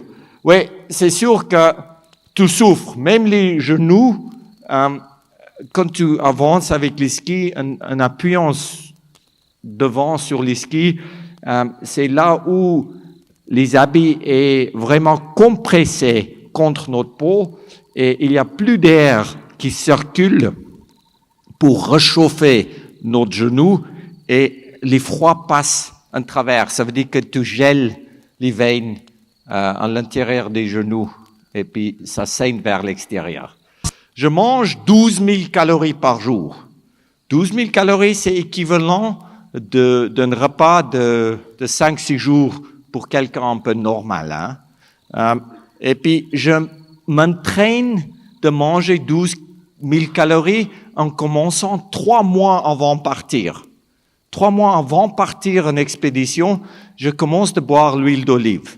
Ça veut dire, je bois une chope d'huile d'olive par jour. Après, je m'entraîne un peu et puis j'essaie de brûler l'huile. Et puis tous les jours, j'essaie de boire un tout petit peu plus jusqu'à j'arrive de manger environ 6 à 7 000 calories par jour et je prends petit poids pour que je porte la graisse autour de moi qui fondre en allant au pôle. Quand tu t'entraînes pour manger plus de calories, c'est honnêtement douloureux. Hein? Imagine que tu bois 1 litre d'huile d'olive par jour. Tu as envie de dégueuler. Mais pas seulement dégueuler, c'est que après un mois en buvant l'huile, tu as 2 chopes. Tu as une chope pleine et puis une chope vide. La chope vide, tu mets derrière, les chopes pleines, tu mets là, et ça, honnêtement, ça traverse direct. Et tu peux toujours après juste faire comme ça. Et quand ça traverse direct comme ça, c'est là où tu peux y aller. C'est là où tu peux résister aux températures de moins 62. Parce que l'air autour de notre corps réchauffe et remonte à long de la veste pour que je respire l'air chaud, relativement chaud. Je prends comment ça s'appelle, la moque, la mauve, qui sort de notre nez. Mauve, ouais. Et tous les matins, je prends la mauve et puis je le frotte contre mon visage, qui forme un peu de glace que je gèle pas mes peaux.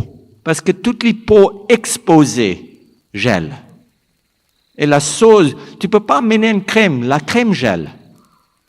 Et cette mauve, ça sort tout le temps, tu peux le frotter et ça protège bien. C'est les Inuits qui m'ont appris de faire ça.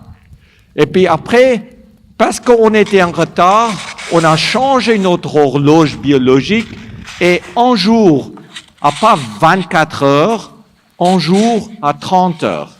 Et pendant 20 heures des 30 heures, tu tires ta luge. 5 heures pour dormir, 5 heures pour manger par jour. 30 heures par jour. Ça, c'est pas par semaine, par jour. Parce que on a seulement un tout petit peu de nourriture qui nous reste et chaque 4e jour, tu gagnes un jour de nourriture. Parce que tu as bossé 6 heures de plus par jour. Tout ce que tu dois faire, tu dois continuer de tirer. Et les gens qui pensent que le pôle Nord est plat, il est comme ça. Je suis bientôt fini et puis ça c'est une photo qui qui me touche honnêtement à chaque fois que je le vois. Et puis, pour moi, je découvre en fait aussi un peu mes photos comme je vous montre mes photos ce soir. C'est Annika et Jessica qui étaient là tout à l'heure. En 2006, quand j'étais au pôle, ils ont fait des dessins en fait sur mes skis. Sur la ski droite, c'est Annika. Annika a dit, papa, je t'aime. Ça, c'est ma femme Cathy. Annika et Jessica. Ça, c'est notre famille qui reste en fait à la maison. À la maison, on a 2 chats. J'ai essayé d'acheter un chat, mais ça marche pas. Si tu as un garçon et puis une fille, oui, tu peux acheter un chat. Mais si tu as 2 filles, il faut acheter tout de suite 2 et tu as moins de problème. 2 chiens, c'est la même chose. Même s'il peut jouer une avec les chiens et une avec la chatte, non, il veut toujours jouer avec la même chose que l'autre joue. Moi qui parte, il me souhaite bonne chance. Mes filles sont nées en Suisse. Moi, je suis né en Afrique du Sud. Ma femme était née en Nouvelle-Zélande. Et puis ici, Annika dessinait du soleil en disant « Papa, tu vas nous manquer ». Sur la ski gauche, j'habite dans une petite maison dans les Alpes. Ça, c'est notre maison. Jessica a dit « Papa, I love you, je t'aime ». Et dans notre jardin, pendant l'été, on a des plus belles fleurs. Dans les prés, parce qu'on vit à quasiment 1000 mètres d'altitude. Ils disent, papa, tu vas me manquer, et quand tu retournes, je t'amène sur la plage où il y a des palmiers, où tu vas te réchauffer. Dieu doit te protéger, je te souhaite bonne chance, et mon cœur est brisé parce que tu partes. Ça, c'était des histoires qui étaient écrites sur mes skis. En demandant mes filles pourquoi ils ont dessiné la famille et notre maison et les fleurs qu'on voit depuis notre maison sur la pointe des skis, ils ont dit, papa, chaque fois que tu pousses les skis en avant, tu vois nous, tu vois la maison, tu vois nous, tu vois la maison, tu vois nous, tu vois la maison. Et tout ce que tu dois faire, c'est que tu dois continuer de bouger les skis jusqu'à tu rentres chez nous. Et après, j'ai dit, mais pourquoi vous avez mis un cœur brisé là et puis du soleil là? Ils disent, papa, si tu vois pas du soleil et tu vois pas que notre cœur est brisé parce que tu es pas là, tu fais des pas trop petits. Parce que la différence entre ça et ça, c'est 1 semaine de marche. Pourquoi travailler à la moitié? Pourquoi pas aller à fond? C'est tout simplement parce que on pousse jamais notre limite. On peut aller à fond. Et je vous dire honnêtement et sincèrement, même moitié foutu, j'essayais toujours d'y aller voir des soleils et leur cœur brisé. Parce qu'ils voulaient que je rentre à la maison. Oui, il y a des ours. Oui, la glace n'est pas trop solide. Oui, notre vie est en danger. Mais tout ça, c'est des petits problèmes. On peut trouver des solutions. Ça, c'est peut-être, il y a 2 photos comme ça. On voit juste le soleil qui sort. Les photos après, pour la première fois, après 2 mois, il y a la lumière qui arrive dans l'Arctique. Et il n'y a que 2 personnes qui ont vu ça sur Terre, moi et Borghi. Je ne sais pas si Borghi l'a vu ça, mais moi j'ai bien regardé. C'est Borghi qui marche, et puis moi je prends ces photos quand le soleil passe l'équateur, et puis pour quelques secondes, tu as la lumière qui rentre dans l'Arctique. Et toi qui te trouves à 4-5 kilomètres du pôle, on a venu les premiers êtres humains qui a quitté la Terre et qui est arrivé au pôle pour voir du soleil qui se lève. Et ces moments-là, C'est tout.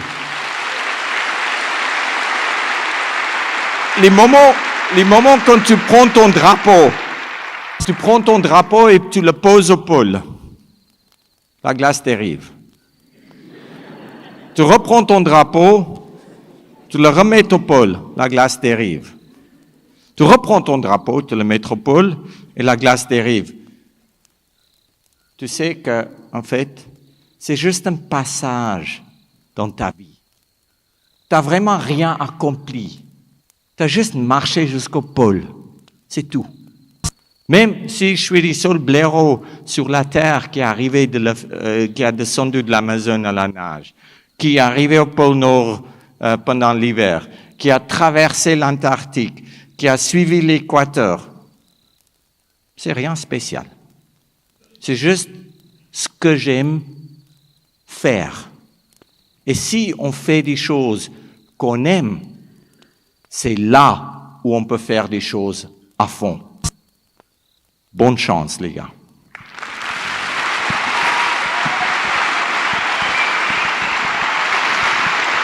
Merci.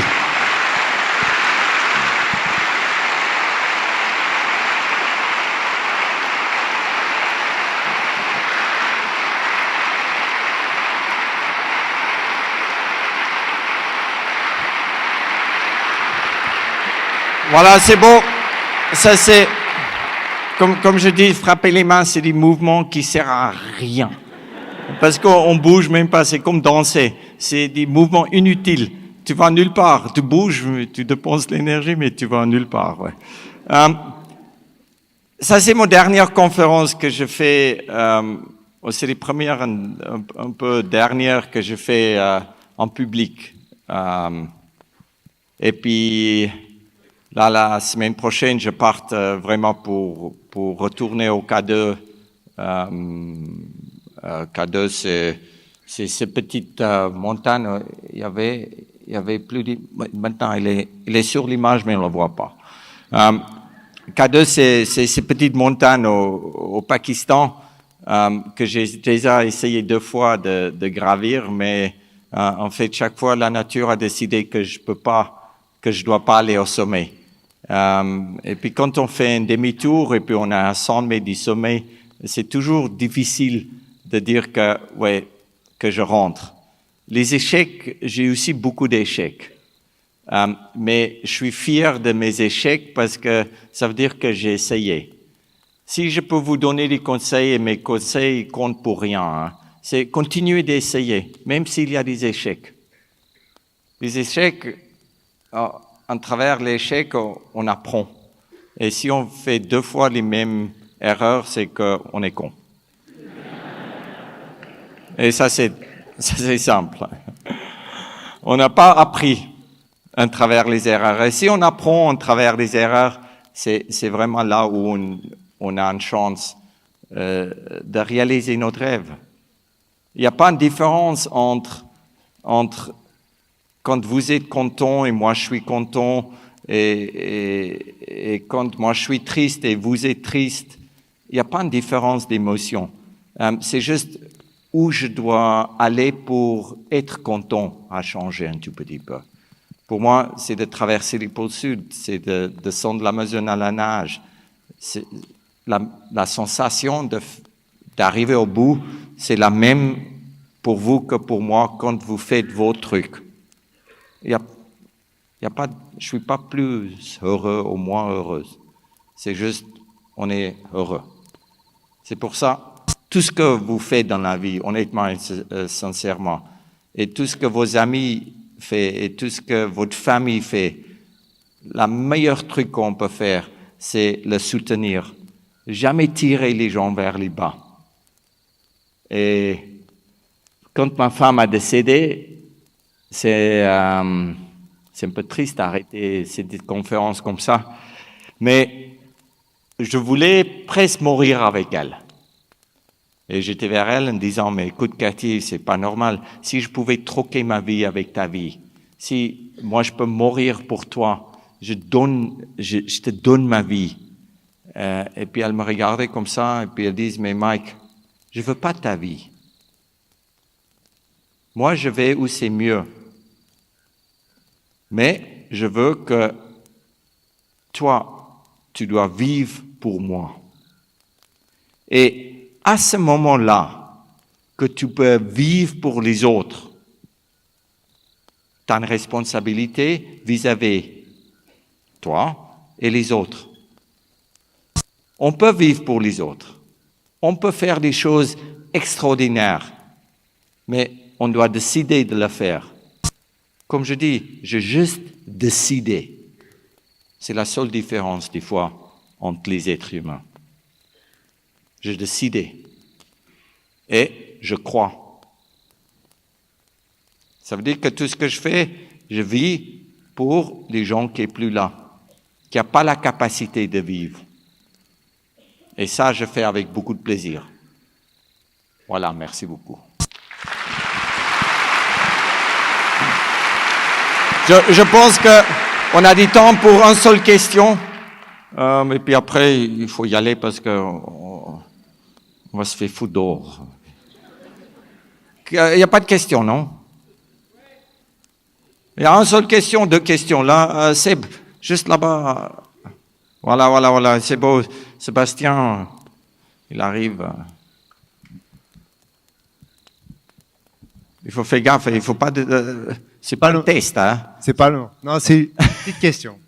Mike, j'ai juste une petite question. C'est quand tu étais en Antarctique, comment tu as fait pour sauter des cratères en kite avec une luge de 200 kilos, des cratères de 50 mètres? J'ai pas compris. En fait, ce qui se passe, c'est qu'on décolle vraiment avec notre kite en tirant la distance entre la distance qu'on parle les crevasses est couverte par un pont en neige. Et ces ponts en neige, on ne sait pas s'il tient ou s'il ne tient pas. Si moi, je passe, et la luge qui fait 3 mètres de long a beaucoup plus de surface important sur la glace que moi sur 2 petits skis qui fait 1,67 m de long.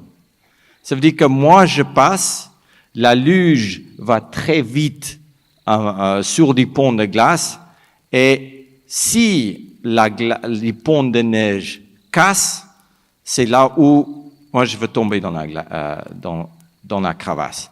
Mais pour moi, toutes les crevasses que j'ai pu voler ou sauter par-dessus, les ponts de neige ont tenu.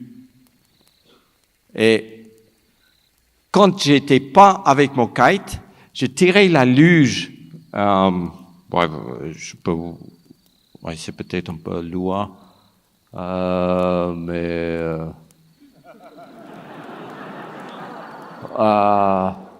voilà, je vais juste arriver un peu. Et ça faisait partie des conférences que vous n'avez pas vues. Faut revenir un peu. Voilà, on va arriver. Voilà. Comme ça, vous avez tout vu. Voilà. Ça, c'est, par exemple, un crevasse qui fait depuis là environ 60 mètres de large. Et ça, c'est un pont de neige que je parle. Ça veut dire qu'avec des kites, je passe par-dessus, et la luge qui fait 3 mètres de long, il glisse très vite sur les ponts de neige. Mais quand j'étais pas en kite, je mettais une corde entre la luge et moi qui faisait une vingtaine de mètres de long. En montant les glaciers, dès que je passe sur les ponts de neige, comme ça, la luge qui est à 20 mètres de moi, il me retient quand ces ponts de neige cassent et je tombe dans les crevasses. Et c'est du poids de la luge qui est plus lourde que moi qui me garde en fait vivant. Et c'est dans cette manière-là que j'ai passé des crevasses pendant environ 160 kilomètres en montant les glaciers sur les plateaux. C'est peut-être pas la meilleure système de mettre un kite et d'espérer que des ponts tiennent, mais parce que c'était une course contre ma vie, j'ai pas eu des autres choix, mais de prendre ces risques. Et souvent, on fait des choses que, comme je l'ai expliqué, on peut pas seulement faire des choses qu'on a envie de faire, mais on doit aussi faire des choses qu'on n'a pas vraiment envie de faire.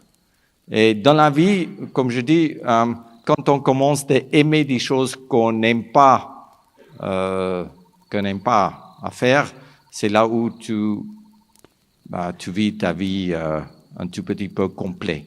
Mais c'est aussi comme marcher là où tu risques de tomber.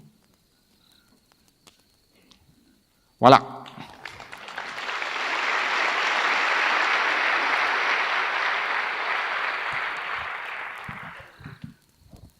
Ouais, il y a une autre question. Hein, et puis après.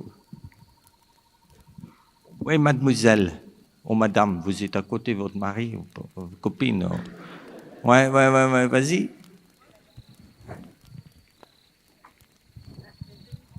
Il n'y a pas de question. Là. C'est là, 1, 2, 3. Cours. Non. Bonsoir. Bonsoir. Il y a évidemment beaucoup de questions qu'on aurait envie de te poser, Mike, mais en tout cas, je voudrais savoir si tu as déjà réfléchi après le K2, tes prochaines expéditions. En fait, ouais, après le K2, c'est la traversée du pôle Nord. Et je serai sur K2 au mois fin mai, juin, juillet. Et puis août, septembre, octobre, novembre et début décembre, je vais essayer de traverser le pôle Nord. Et normalement, à mi-décembre, je dois au nouveau retourner à Monaco avec mon bateau si j'arrive de traverser le pôle Nord. Mais la traversée du pôle Nord, parce qu'on est sur une plateforme qui dérive, on est sur la glace qui dérive, la rencontre entre moi qui arrive au nord de Spitsbergen et mon bateau doit être pas mal précise. Parce que si mon bateau peut pas arriver jusqu'à où je suis, et la glace dérive dans l'Atlantique du Nord, c'est là où j'ai un risque de tomber dans la mer, et puis dès que tu tombes et tu n'as plus de glace autour de toi, la vie peut devenir très courte. Ça veut dire que cette point de rencontre, c'est quelque chose un peu risqué, mais je pense qu'on peut le faire. De rentrer dans les droites de Bering avec mon bateau et de me faire déposer sur la glace, c'est la partie facile. C'est juste après 4 mois, la rencontre de l'autre côté qui va être difficile. Aujourd'hui, on a aussi en fait plus de possibilités de communiquer par satellite et on peut envoyer des signaux qui est beaucoup plus vite captés et que mon bateau peut venir plus facilement vers moi. Mais aussi, là, pour la première fois, on va essayer de partager l'expédition plus en direct. Ça veut dire que si vous avez Instagram, Facebook, ce machin-là, des réseaux sociaux, suivez, si vous êtes intéressé de suivre vraiment en réel comment ça va se passer. Aujourd'hui, on va essayer de le faire pour la première fois. Que les gens montent vraiment K2 avec moi. Que les gens traversent vraiment les pôles Nord avec moi. En mettant des live images. Mais ouais, ça c'est mes 2 grandes expéditions là pour l'année, pour cette année. K2 et traverser le pôle Nord. Ouais. Mais écoute, merci beaucoup. C'est l'heure. Et vraiment sympa que vous avez venu. Ciao.